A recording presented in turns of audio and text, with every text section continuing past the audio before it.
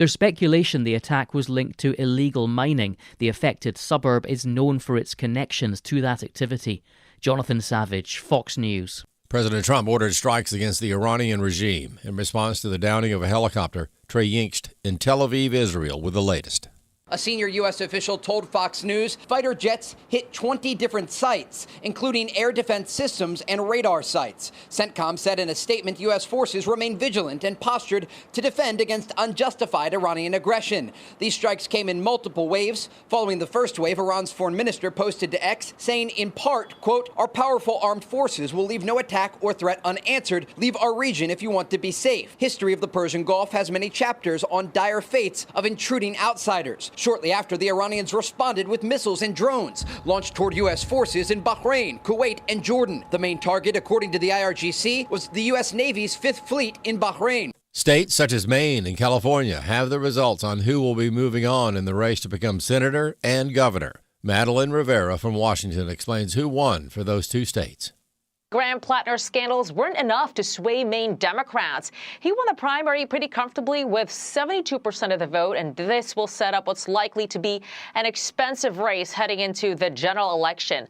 Plattner supporters still saw him as the best choice despite the controversy surrounding his alleged treatment of women and a tattoo resembling a Nazi symbol that he's since covered up.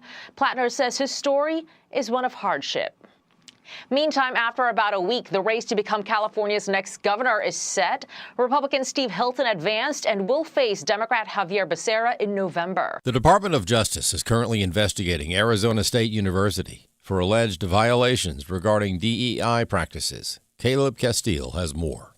In 2025, President Donald Trump issued a federal executive order that aimed to crack down on DEI in higher education. This caused universities to eliminate or rename DEI programs, remove DEI wording from websites and policies, and review programs to stay in compliance. However, the work done at colleges across the country by the Accuracy and Media Group shows that these anti-DEI measures are not hard enough on diversity, equity, and inclusion in colleges and universities. At Arizona State University, AIM found 7 different staff members that bragged about including DEI in their curriculums. The university then ignored AIM's request for further comment on the viral videos. Accuracy and Media President Adam Gillette says that he thinks the anti-DEI laws are rarely, if ever, enforced. I'm not really aware of anywhere where it is being enforced, and that's because most of the state bans on DEI aren't worth the paper they're printed on. Gillette says that states need to draft a law like the state of Florida's, which restricts curriculum by prohibiting universities from promoting identity politics. He also says that states need stronger consequences for those found guilty of being in violation of the law. Anybody caught breaking a law while working for the taxpayer should never be allowed to collect a taxpayer-funded paycheck again, and they should be stripped of their pension. The Civil Rights Division of the DOJ have yet to reach any conclusions about the subject matter of the investigation. The House has passed its $70 billion bill to fund ICE and Customs and Border Protection for 3 years. Bill Maloogian with more. The final vote here was 214 to 212. Every Republican present voted yes. Every Democrat present voted no, while independent Congressman Kevin Kiley also voted no because he says the bill included no reforms to ICE. House Speaker Mike Johnson taking a victory lap over Democrats just after that vote. By funding it for 3 years, if we've taken away their ability to cut that funding, to block that funding, or to take hostage the funding for the remainder of the Trump administration. While on the other hand, Democrats said Republicans just aren't focused on priorities that Americans care about. For American Family News, I'm Rusty Pugh. As we watch world events unfold and fulfill Scripture, it's hard to believe anyone could doubt God and His Word are real. And yet there are so many who either question or completely refuse to believe it. The God Who Speaks is a 90-minute documentary that hits the doubt head-on with evidence that proves God is real and His Word is the ultimate authority. Watch it anytime and invite others to watch with you. Just visit stream.afa.net. That's stream.afa.net. Jenna Ellis in the morning on American Family Radio. I love talking about the things of God because of truth and the biblical worldview. The U.S. Constitution obligates our government to preserve and protect the rights that our founders recognize come from God, our Creator, not our government. I believe that Scripture in the Bible is very clear that God is the one that raised up each of you, and God has allowed us to be brought here to this specific moment in time. This is Jenna Ellis in the morning.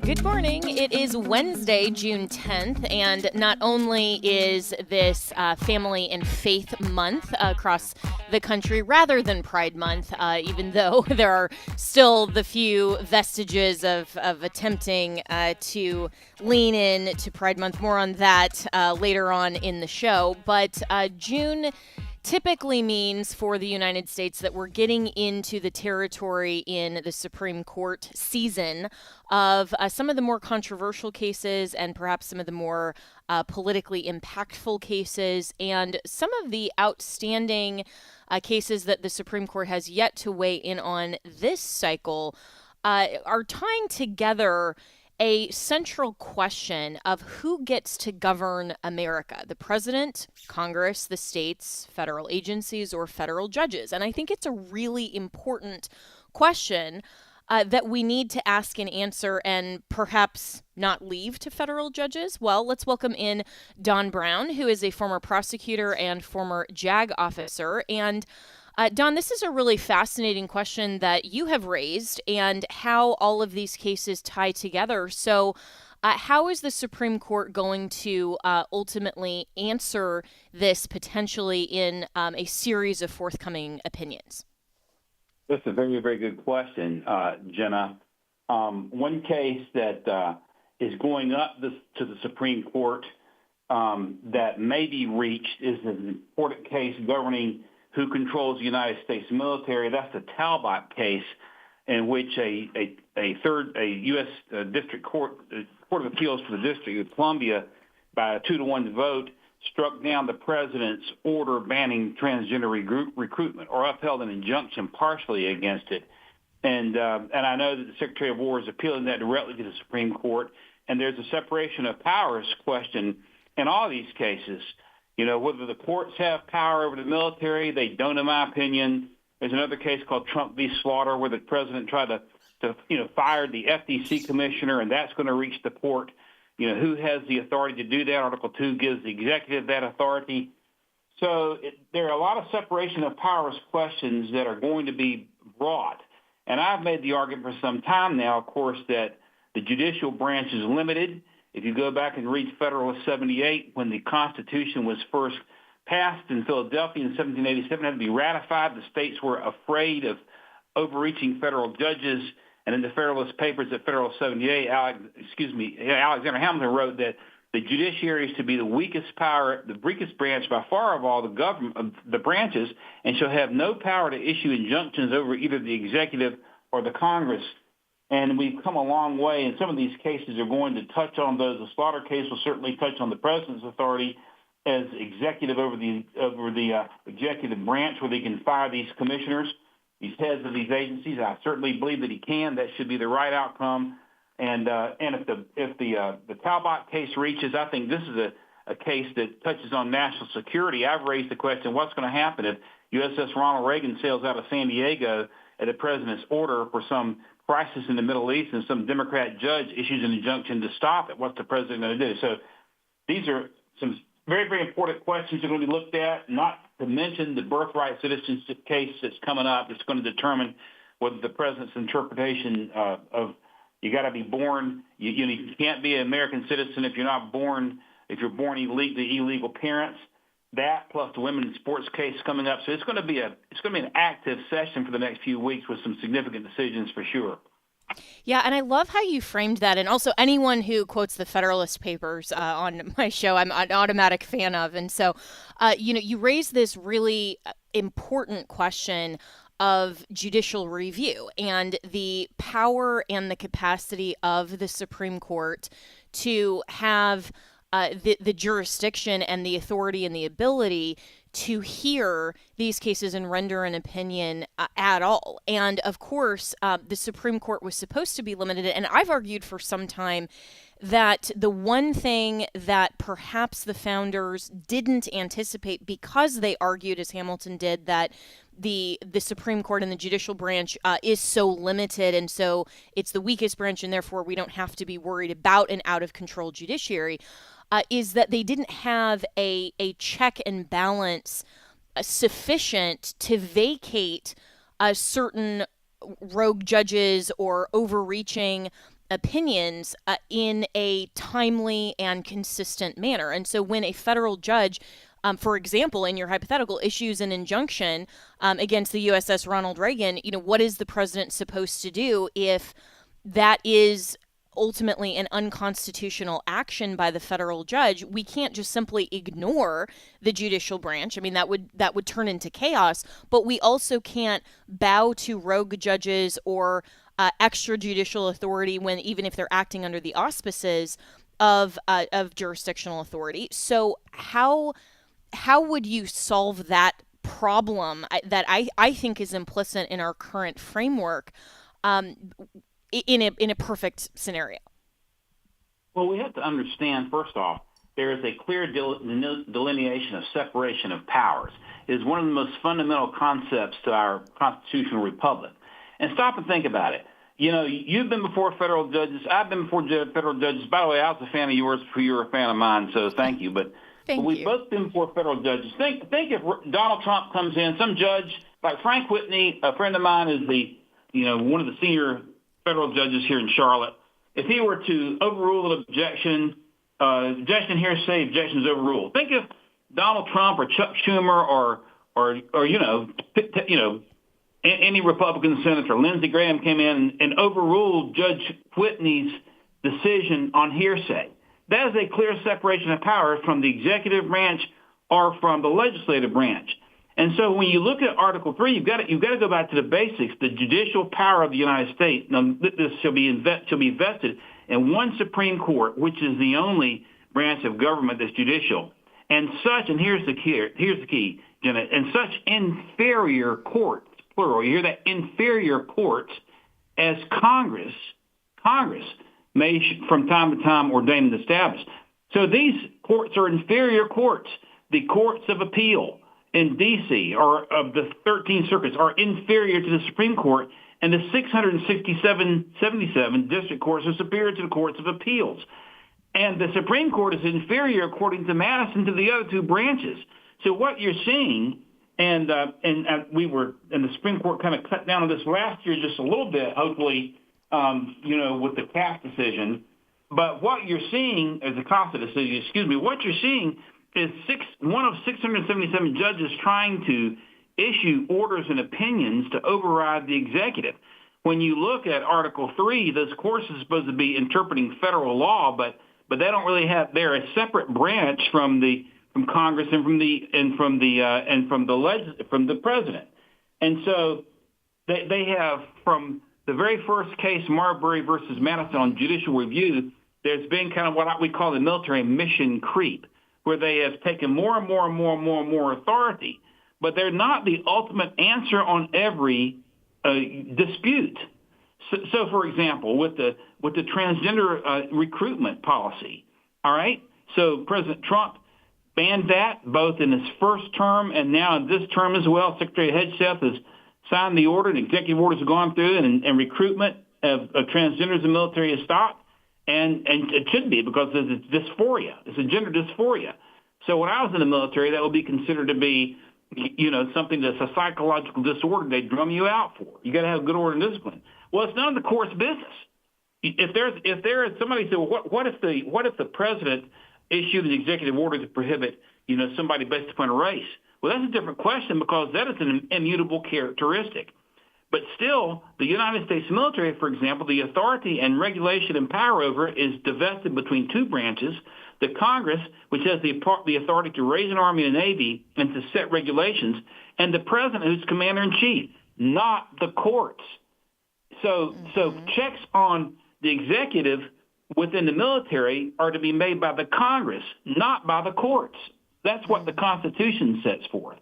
And over time, they have crept more and more and more in. You go back, there was a famous case during the Civil War called the Merriman, actually. And so in that case, what happened is the Chief Justice of the Supreme Court, Roger Taney, issued a writ of habeas corpus to President Lincoln to take this Confederate sympathizer, John Merriman, out of Fort McHenry, where he's being held, and bring him before the court.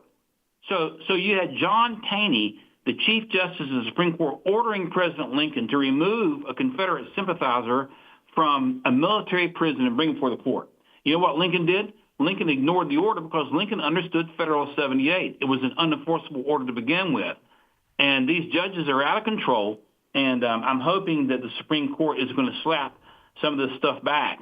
They'll come back again. But this decision out of D.C. in this Talbot case I'm telling you about, the D.C. Circuit, is 2-1, and the two justices trying to strike down the presidential order in the military are Democrats. One was supported by Obama, one by Clinton. So you're seeing politicized decisions, which is not what the founders ever meant for this to be. They would roll over in their graves if they'd known how far these judges have taken upon themselves to be little presidents and little members of the Congress themselves and try to make law. So it's got to come to an end, and I hope that this summer we're going to get some curtailing of this ridiculous, out-of-control train wreck we have.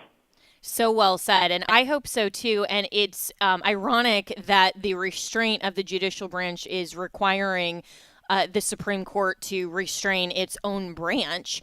But a lot of this would be cured if, and some of these questions responded to constitutionally, if Congress would step up and actually do their job. I mean, it seems to me that as the balance of all of these powers are tilting in a runaway judiciary, and the Congress then is continuing to do less and less and less, and actually less oversight, less on the issue, for example, of birthright citizenship or nationwide injunctions. I mean, they could legislate and actually come up with a uniform rule on this and not require the Supreme Court to weigh in at all. But Congress, it seems like, is way more interested in their petty political fights and going on media hits, rather than actually doing their job of actually establishing common law and rules within their purview. And that's, to me, the most frustrating element of this is that, President Trump, through executive orders, so forth, is trying to push these issues. But the president should have more limited capacity in terms of that type of rulemaking. And Congress, even Republicans, just don't seem that interested in actually governing. Well, Jenna, you make a very good point. A lot of people don't understand. Congress has authority over every inferior court in the United States. It doesn't have authority over the Supreme Court, which is a separate branch, going by the separation of powers. Back to Article 3, the judicial power of the United States is invested in one Supreme Court and such inferior courts as Congress. Hear that word, Congress, may from time to time establish and ordain. Every inferior federal court in the United States has been created by Congress. Congress could, if it wanted to, if the D.C. court's out of control unconstitutionally from one ruling after the other, could ban that court, could take it out. It creates inferior courts. It can end inferior courts. Congress has the political power to rein in these out-of-control judges. But you're right. They kind of like, for the large part, sort of fold their arms and go to fundraisers and would rather just delegate their responsibility elsewhere, just like they did when they created all these executive agencies during the administrations of LBJ and Franklin Roosevelt before that. They just gave rulemaking authority to executive agencies and basically abdicated their own responsibility. The Congress is the one of the three branches that's primarily failed the Republic because it has abdicated this responsibility, and it needs to rein these courts back in, and it needs to get back to the business of making laws itself and taking away the authority of a lot of these agencies that essentially make federal law. Amen. And we've got to take a break here, Don Brown, but so well said. And I think you've actually answered my question that, the U.S. Constitution does provide, if we just read it, does provide a pathway to rein in federal judges. It doesn't require actually just appointing good judges to rein in themselves. The answer is Congress, and it's our legislature and the lawmaking authority that is vested just in the Congress. And again, as I've been ranting about since since Trump's second inauguration, that the Republican-led Congress actually needs to do its job on a variety of fronts. If we're just so excited about the one big beautiful bill and that's all they're doing, but then they're out there ranting about these rogue judges, but they're not actually proffering any legislation that's under their constitutional authority, then they probably don't even know. These members of Congress probably don't even know. But Don Brown, thanks so much, and we'll be talking about this frequently. We'll be right back with more. Hi, I'm Doug Chamberlain, host of Family Health Checkup. For over 30 years, Samaritan members have come together to share medical costs and lift each other up in prayer. Now, I'm excited to tell you about Redeem Health Share Ministry, Samaritan's next generation of healthcare sharing. Redeem offers affordable, flexible programs that reflect your values and help you manage medical costs with confidence. Each month, members contribute a share amount to help pay each other's medical bills, and you choose the providers and treatments that are right for your family. It's not insurance, it's a community of believers supporting one another through life's health challenges. So, whether it's a routine visit or a sudden emergency, there's a caring Christian community walking with you every step of the way. Redeem Health Share. It's more than healthcare. It's hope. It's healing. It's faith in action. Call 1-844-REDEEM-0 today. Join the movement. Share joyfully. Live redeemed. America was founded as a nation under God, but the U.S. Supreme Court has broken our national relationship with God. Many court rulings have contributed, but 3 stand out. In 1962, the court removed prayer from public schools. In 1963, the court removed Bible reading from public schools. And lastly, in 1980, the court removed the 10 Commandments from America's classrooms. The Supreme Court broke our relationship with God, and any restoration of that relationship must include the Supreme Court.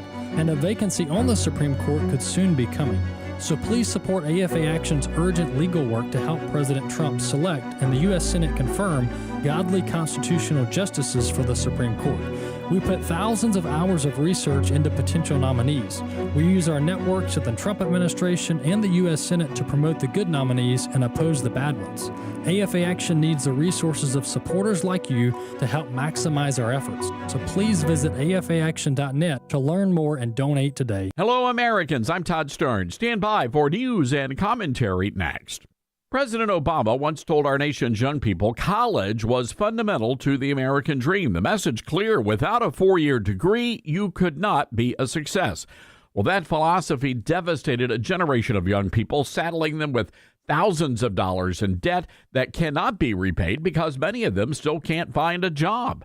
Then came President Trump, who told the nation's young people that it was possible to be a success without a college degree, promoting the trade schools. And it seems that a growing number of Americans agree with President Trump. A new Fox News poll showing 65% of voters believe a student is better off investing $100,000 than spending it on a college degree. The survey also found more than 6 in 10 voters believe college is less important to success than it was a generation ago. And that's because most Americans understand a college education has contributed to the dumbing down of American society. I'm Todd Stearns. Welcome back to Jenna Ellis in the Morning on American Family Radio. Welcome back. Well, Karmelo Anthony was sentenced to 35 years in the Texas track meet murder of Austin Metcalf. You'll remember this from last year, the fatal stabbing and the murder of the 17-year-old Austin Metcalf. So jurors took 2.5 hours to reach that sentence. Karmelo Anthony was facing 5 to 99 years or life in prison. And so, of course, the focus, unfortunately, in Texas and nationally has been on race, because those who are in favor of Karmelo Anthony think that 35 years is far too long, and there is sentiment across social media from some, obviously leftists, who are suggesting that this is just because he is a young black man, and completely ignoring the fact that he committed a murder. And it doesn't actually matter what race he is, what skin color he is, or the skin color of his victim. What matters ultimately is the act itself.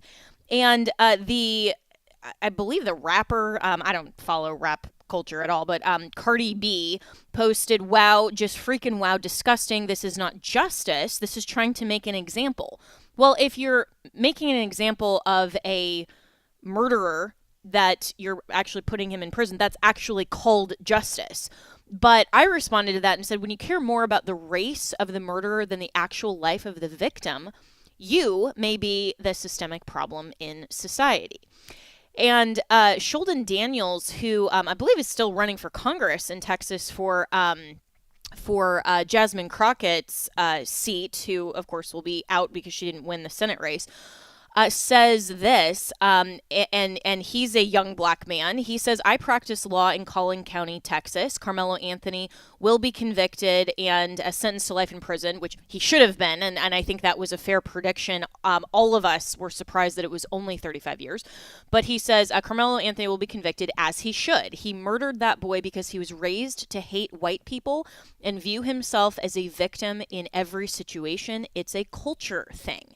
And I think there's something to be said about the focus and the emphasis on the skin color of these two young men rather than the motivation of hatred and the actual act itself and the crime, which was the stabbing and the murder. So let's welcome in Gerard Folletti, who is senior counsel at the Lawfare Project. And Gerard, I was surprised that that Karmelo Anthony got only 35 years. I think it should have been life in prison at minimum. I mean, even I would have been in favor of the death penalty in this case.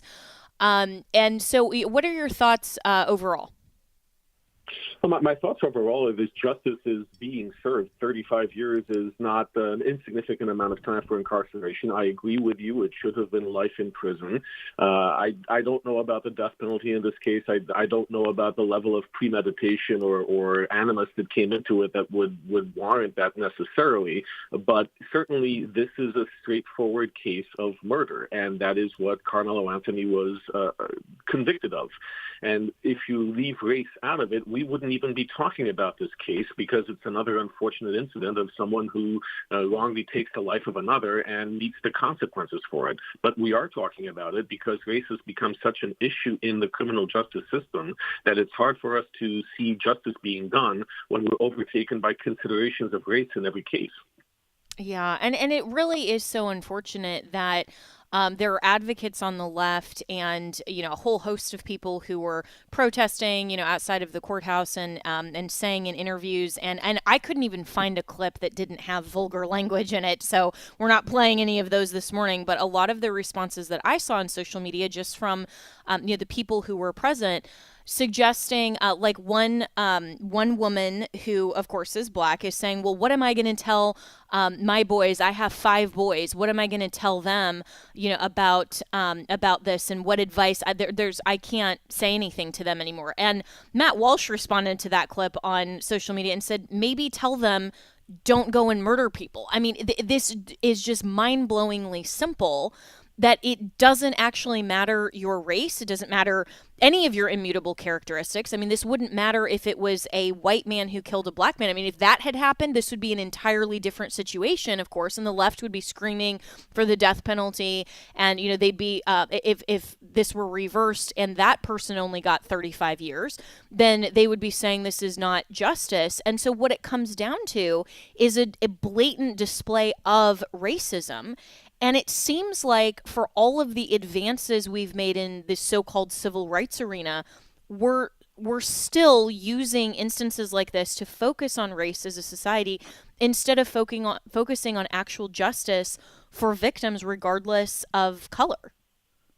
Oh, absolutely. And to your point, what you tell your kids should have nothing to do with race. You tell your kids the same thing. You don't take a knife to school. When you don't go and sit in someone else's area. If you do and you're asked to leave, you leave. You don't become confrontational. It's never acceptable to pull a knife and stab someone in the heart. That's morally wrong and legally wrong. It's not that challenging to say that, regardless of race, regardless of religion, regardless of any other protected characteristics from a civil rights perspective, behavior, how we behave, how we raise our kids should be the same. So this highlights the problem when we're making it about race and not about conduct, when we're making it about color of skin and not how people act. We are taking away responsibility. We're taking away personal responsibility and turning into a nation without laws.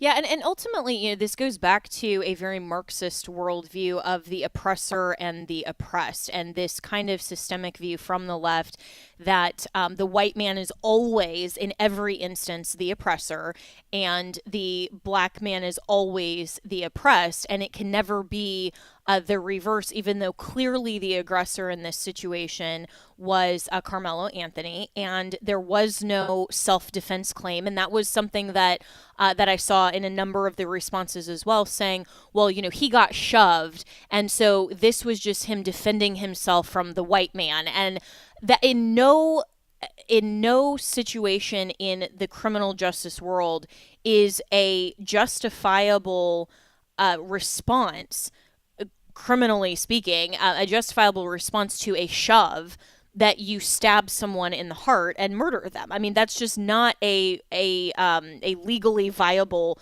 response. That is provocation and aggression.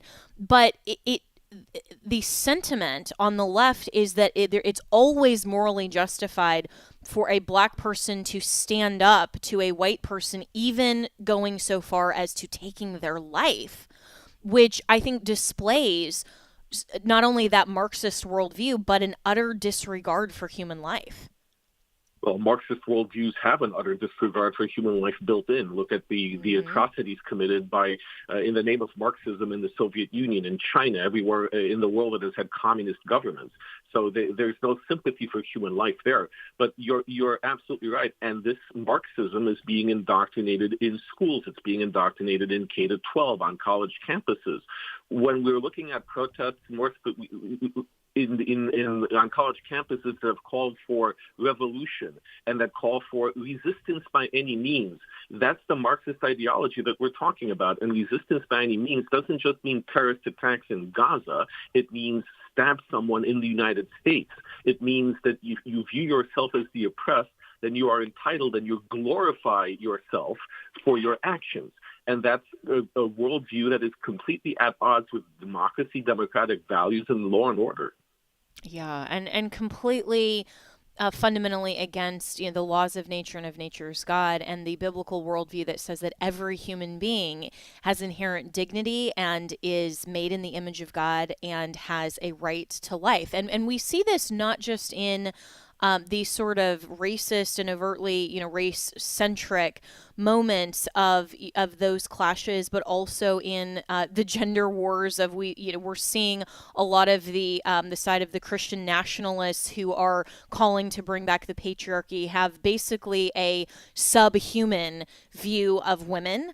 And we're seeing, the in the race wars, a subhuman view of certain races by other certain races. We see this kind of across the board in many different ways when we start to categorize ourselves of oppressor versus oppressed. I mean, that was the problem, of course, with Luigi Mangione, who is suggesting that somehow, the CEO of a major healthcare organization is somehow not worthy of the right to life because of his status there and the imbalance of the healthcare situation in America. I mean, so we see this across the board on many different levels of this implicit Marxist worldview, and it really needs to stop. And I don't see any real advancement in society on this as much as I would have hoped and expected with the proliferation of at least the Trump administration's view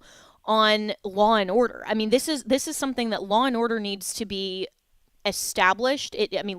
Liberty and justice, obviously justice is blind, and that means, you don't look at the immutable characteristics of the perpetrator or the victim. You look at the act, you look at, motivation goes to proof.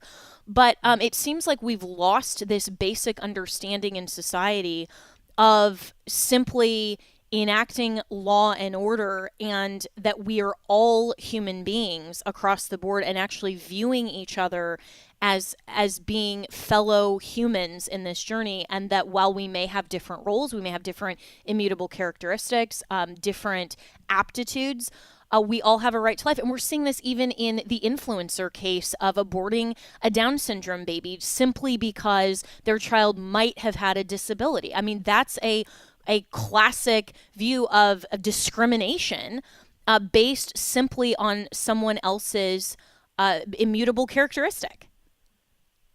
No, and I think we have made progress with the Trump administration on bringing back law and order. But I think it's also important to realize that the progressive left, the Marxist left, has been infiltrating the system for decades. And that's why we are where we are, because the problem is systemic. It's not just isolated to a small group of people who share this belief. It's being taught. We see it online. We see it permeating the media. So this is something that has grown to the point that our morals have been fundamentally shaken, and for some people altered by what we've seen as progressivism in this country, what is really Marxist ideology, to the point that law and order doesn't mean what it used to. So yes, we can impose consequences, we can have verdicts like we did for Karmelo Anthony and impose consequences, but ultimately we have to change the system. And you look for guidance of all places, and perhaps ironically to the Supreme Court. The Roberts Court has consistently said that you don't remedy discrimination with more discrimination, that we should be, in effect, a colorblind society that's working for the good of all. But these are things we're not listening to. We're too politicized and looking at the progressive role and how we've been indoctrinated by that. So we're missing out on the fundamentals of respect for our fellow man, of the morals and values that we're taught in the Bible that we should be learning from our families. And if we want to really fight back, it's not just about law and order. It's going back and seeing what's going on in the classroom, what's going on online, and re-injecting our values where we've just ignored this space for so long. Yeah, so well said. And I was talking to a neighbor of mine who used to be a teacher in kindergarten, through middle school, up in the Northeast, and was talking about how even in kindergarten, some of these kids who come from families that clearly are not teaching them, the correct values. She said that throughout her tenure as a kindergarten teacher, had chairs thrown at her. One kid came at her with scissors. And all kinds of things. And the response from the principal in the school was, well, just sit them down, talk to them, give them a lollipop, and they can come back in to the school. And they would damage property and even other students' property. And there was no discipline that was imposed clearly at home or in the classroom. And I think that's a dereliction of responsibility. But it's also showing that these kids have this perception that they can get away with whatever they want and consequences won't be imposed. So then when consequences are imposed with a case like this, with Karmelo Anthony, then it shocks the left, and they think that 35 years, like Cardi B saying, well, he's just being made an example of. No, this is, as you rightly said, this is justice for what he actually did. And it seems like there's somehow no connection there in the minds of the left, because they view this as always justified if there is this type of hatred for the quote-unquote oppressor.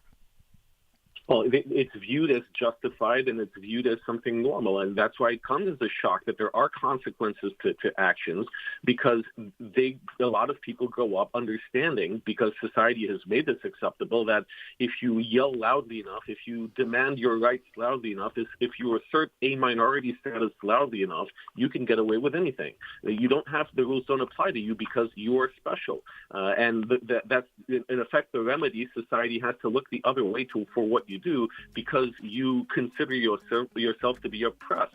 But that's not the way society actually works. That's not the way the law works. So we have these nasty surprises when you're committing a criminal act, when you're killing someone, and you find out that there are actual consequences for that. You're not being patted on the back and saying congratulations for standing up for yourself. You're being told that everything you've thought, everything you've done, everything you've learned has been wrong, that there are laws, there are values, and you can't just say that you are an oppressed person and get away with anything that you want. Yeah, and what a stark reminder of reality. And thankfully, at least the jury did the right thing in imposing justice for Austin Metcalf's family and for his life. And hopefully, as we continue to talk about these things, we can, through the church and through the family, reorient ourselves to justice and law and order instead of all of this race baiting. Gerard Folletti, thanks. We'll be right back. I want to talk about Israel. So, Robert, is this the end of the world we're seeing?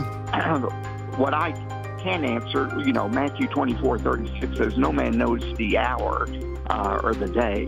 But I think things are absolutely being set up for what will be the end of times. And what people don't realize is this is ultimately a spiritual conflict. Today's Issues, weekday mornings at 11 Eastern, 10 Central on American Family Radio. Weekday mornings at 8 Central, Pastor Jeff Shreve offers real truth for today. I'm the pastor of First Baptist Church in Texarkana, Texas, and the founder of From His Heart Ministries. The world around us is rapidly changing, but God and His truth will never change. I may be the host of the show, but I want God's Word and His truth to be the star of the show. Join Pastor Jeff Shreve each weekday morning at 8 Central for Real Truth for Today on American Family Radio. The following is a real-life story from Trinity Debt Management. When I was feeling the stress of too much credit card debt, I looked at two different options: debt settlement and debt management. They may sound the same, but guess what? They're not. Debt settlement seemed like a quick fix, but I found out it would destroy my credit, create tax headaches, and hit me with huge fees. They actually told me to stop paying my bills. No way, not me. Then I turned to a debt management plan developed by the team at Trinity. They worked with my creditors, lowered my payments, reduced my interest, saved me thousands, and paid off my debt.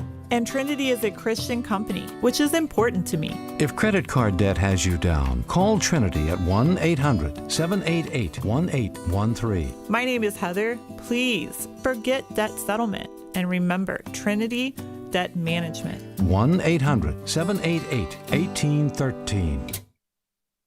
Hey everybody, Walker Wildman here. We just got done filming here at Wall Builders Library in Aledo, Texas with Stephen McDowell, Tim Barton, Rick Green, and myself. Episode 9 of AFA at Home, One Nation Under God, celebrating America's 250th anniversary. That's our theme. That's our title and subtitle for this video session. Coming out very soon for you. Stay tuned on July 4th, 2026 on America's 250th birthday. We're going to release this video. It's jam-packed full of American history, why we're here, why our founding fathers did what they did, why they fought and died for our nation. Stay tuned. Make sure to check us out at stream.afa.net. Follow all of AFA's major social media platforms, and make sure you share this with family and friends.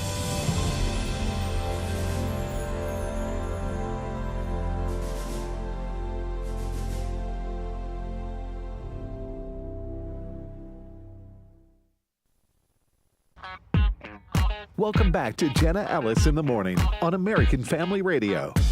Welcome back. Well, as the overall sentiment and overall public perception and affirmation of homosexual activity and quote-unquote gay marriage is actually going down in the United States, which is a very good thing, hopefully. There are still some companies that are really leaning into this, and this is just an incredibly disgusting example of a company that I have actually never ordered from, but I will now never plan to. This is HelloFresh.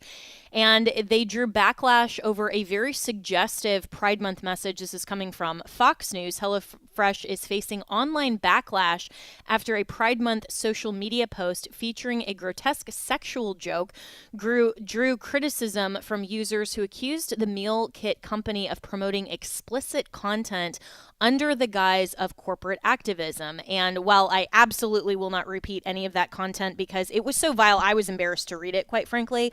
This is something that all of our listeners should be aware of, that this kind of explicit messaging that was basically the company offering high fiber content meals so that the people who participate in quote unquote Pride Month celebration could prep for their homosexual activity. I mean, it was essentially what this is saying.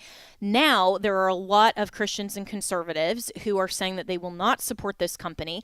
And instead of some of these other food kit delivery companies using this as an opportunity to maybe draw in some of the conservatives who are abandoning HelloFresh, now, as of yesterday, Blue Apron also leaned into this by posting an equally explicit and disgusting joke that was geared toward lesbians. So to discuss all of this, let's welcome in Walker Wildman, who, of course, is our vice president here at AFA and the host of At the Core here on American Family Radio Network. And Walker, this is something I wish that we didn't even have to discuss here, but it seems like these corporations are not getting the memo that by and large, this is something that is such a small demographic of Americans that would even find this remotely amusing, lean into this. I mean, any rational person, even if they're not a Christian or conservative, any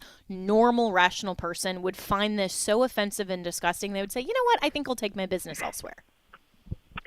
Yeah, you're right, Jenna. And this is a very obscene and explicit topic to have to talk about. But the reality is this is a major company that a multi-billion-dollar company that are multi-million at a minimum that ships food products all around the country and the world. So this is a big story, and this really shows the depravity that knows no end.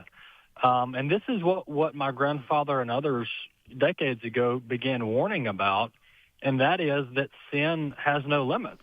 And what was pitched to the public pre-2015 is, two adults that quote unquote love each other. This has turned into Romans 1 level public behavior, and this is the type of conversation and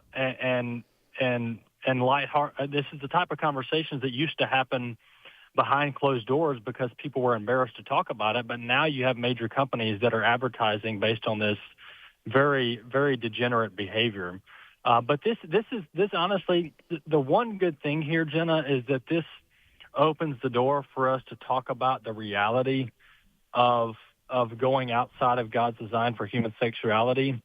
And when you do that, it's very unnatural. It's very unnatural. It's very blatant. Even unbelievers look at this and go, yeah, that's not right. That's not how we were created or designed. That's not how things are supposed to work. But HelloFresh really went to the low of lows. I really have never seen anything like this. And this is why I believe the public support that it is for homosexuality and transgenderism and this entire sexual deviancy movement, this is why I think the support is dropping year after year, is because the public, both Christians and non-Christians, are looking at this and going, this is disgusting. Is this really where we want our culture to end up? And when you read Romans 1 and then you look at America today, there's not a whole lot of differences.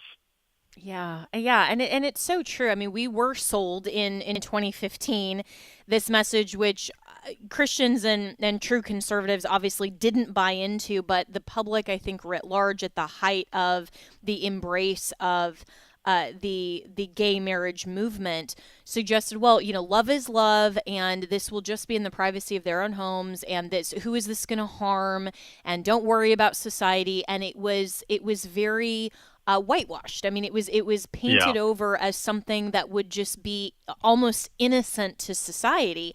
And we're seeing that depravity and the unnatural can never be innocent. We've always known that. But to see something like this that isn't even just a celebration of pride. I mean, the NFL and all of and Nike and all of these others that are changing their logos to the rainbow. I mean, that's in your face enough.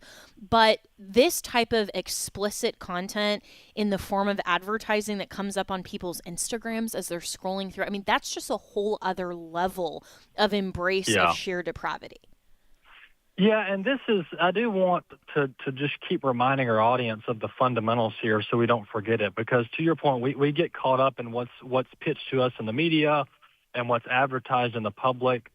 But the reality of this, of homosexuality, the reality is that at a fundamental level, humankind created in the image of God, we are created and at a basic level to multiply based on God's created order. And part of, obviously, the key formula of multiplying is human sexuality and our biological makeup and how God created woman for man and man for woman.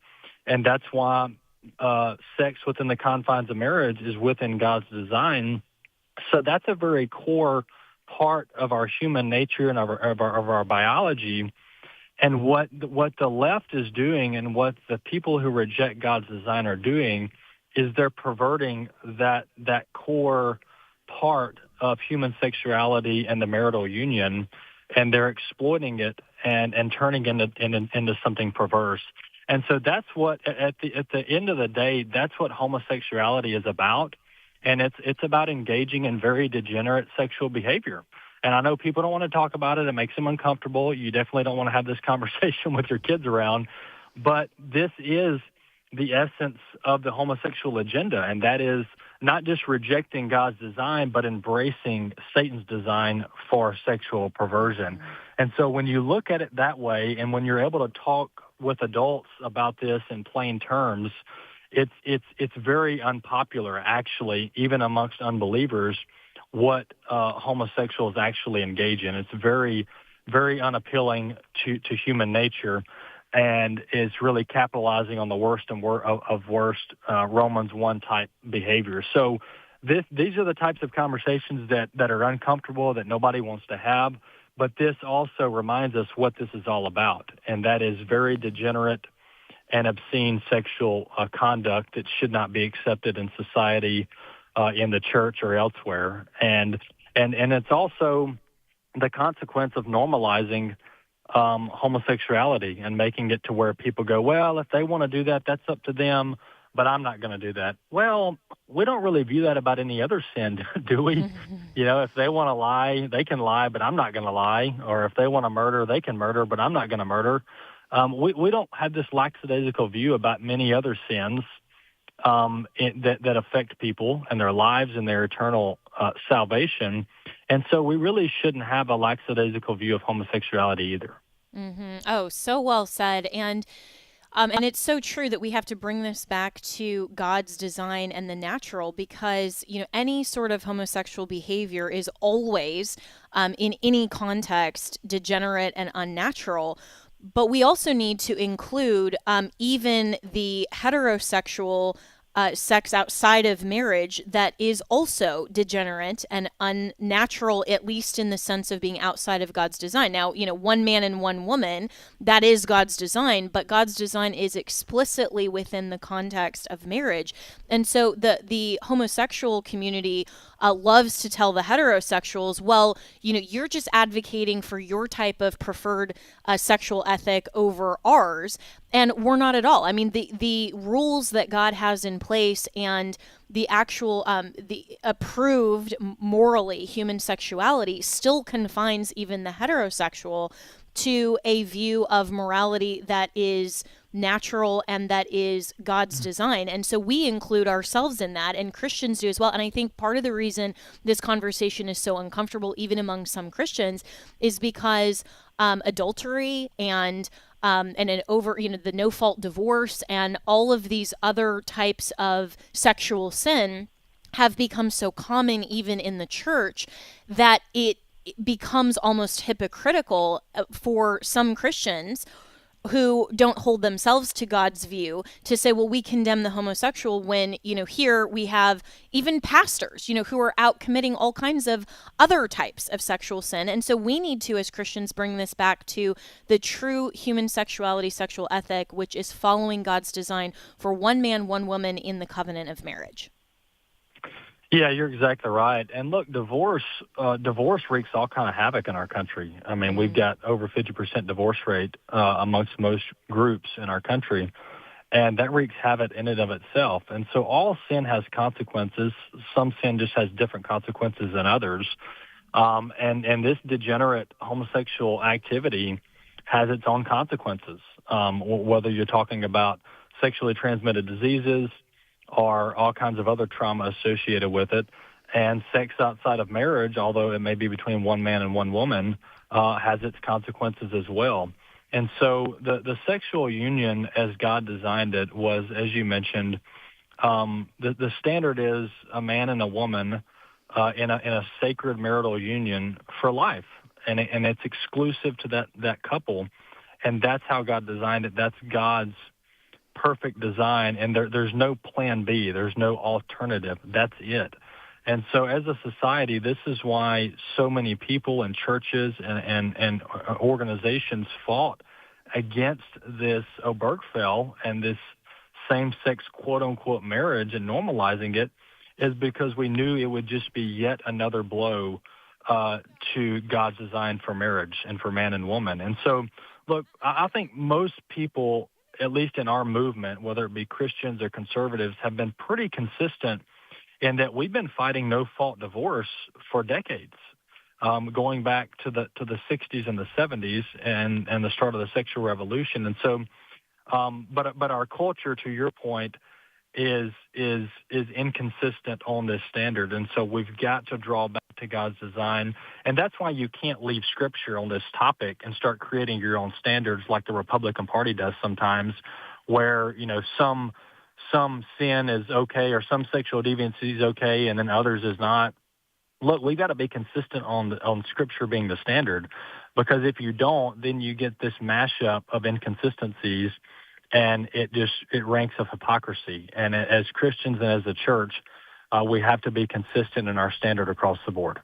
Yeah, absolutely. And to be clear for listeners, I'm not arguing that divorce, period, is unbiblical. I believe that there are certain contexts that the Bible does provide for that, but it's when at least one spouse is living in sin without repentance and has abandoned the covenant or so badly damaged it through possibly adultery, a few other things, that the covenant has been broken. And when God hates divorce, obviously he hates sin, and one spouse is. When we're talking about no fault divorce, that's something entirely different. Our culture has so undermined the sanctity of marriage that two people can just say, we fell out of love, or we're going different paths, and we see that all the time, that our career choices are different, or we just don't care anymore. That's not a biblical basis. And so the church, though, needs to step in and not have judges, the arbiters of any sort of marital dispute, but the church needs to evaluate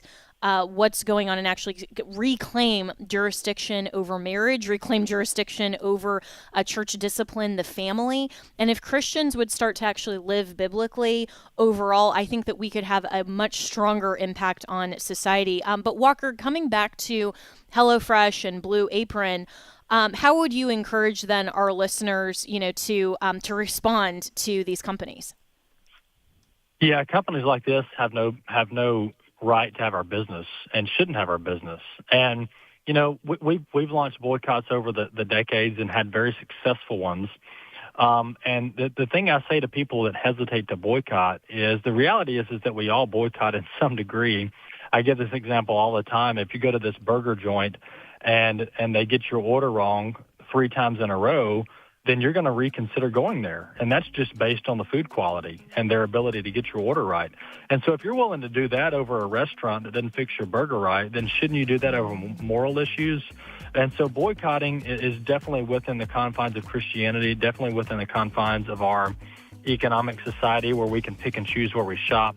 And so I wouldn't be shopping at HelloFresh, never have and never will. But one other thing I wanted to say, Jenna, just to wrap this up, as far as the difference with this homosexual agenda and other public policy issues and sin issues, is what makes this unique, at least in this context historically, is the fact that you have multi-million-dollar lobbying organizations that are advocating for homosexuality and transgenderism, such as the Human Rights Campaign, etc. So this has an entire multi-million-dollar public policy push, unlike any other type of movement. Yeah, thanks, Walker, so much. Appreciate it. The views and opinions expressed in this broadcast